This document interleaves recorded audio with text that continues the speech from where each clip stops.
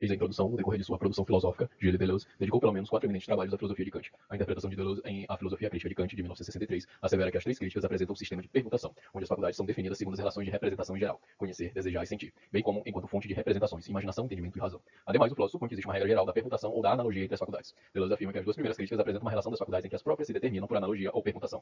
Já a terceira crítica expõe que há um acordo livre e indeterminado entre as faculdades capaz de atuar como condição de possibilidade de toda a relação determinada. Dentre os objetivos estão expor as características da filosofia transcendental de acordo com a crítica da razão pura de Kant, caracterizar a interpretação de Deleuze acerca do método transcendental presente no livro A Filosofia Crítica de Kant, explicitar as concepções do método transcendental presente no capítulo 3 de Diferença e Repetição de Gilles Deleuze. Trata-se de uma pesquisa exclusivamente bibliográfica, onde se utilizará em especial as obras de Gilles Deleuze, Nietzsche, a filosofia, Bergsonismo e diferença e repetição. Os procedimentos metodológicos estão presentes nas seguintes perguntas. Em cada caso concreto, isto é, livro e texto estudado, qual é o problema filosófico predominante? Quais são os protagonistas e razões que sustentam o problema? Qual é o movimento de crítica, ou seja, suas origens, destino, tensões, continuidades, descontinuidades e as rotas percorridas em relação a outras teorias, sobretudo naquilo que filosoficamente impacta as teorias psicanalísticas. Dentre os objetivos do presente projeto, apenas o primeiro foi levado a cabo, a saber, expor as características da filosofia transcendental de acordo com a crítica da razão pura de Kant. Naturalmente, não poderíamos tratar da concepção do Gilles Deleuze acerca do método transcendental de Kant sem antes vermos o próprio Kant. Para tanto, utilizamos o segundo prefácio de 1787 e a introdução da crítica da razão pura. Nas palavras do filósofo, chamo transcendental a todo conhecimento que em geral se ocupa menos dos objetos que do nosso modo de conhecer, na medida em que este deve ser possível a priori.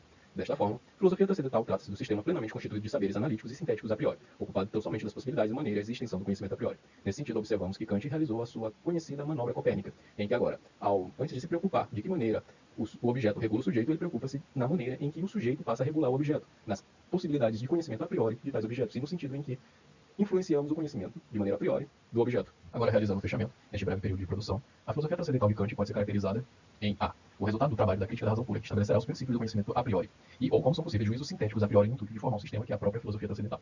B. Ocupa-se unicamente das possibilidades, meios e limites do conhecimento a priori no intuito de estabelecer seus limites de atuação e prevenir especulações descabidas, e, portanto, nada tem com conhecimento de ordem prática, como de ordem moral, tratando-se de uma filosofia de natureza restrita à razão pura e simplesmente especulativa.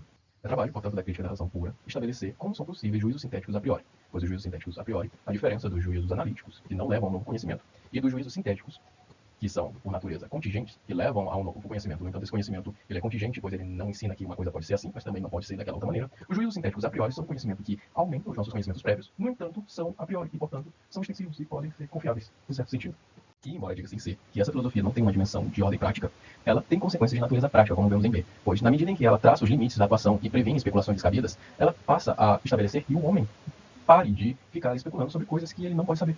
A saber, como vida após a morte, Deus, eternidade e demais questões que sempre perturbam o homem em nível metafísico.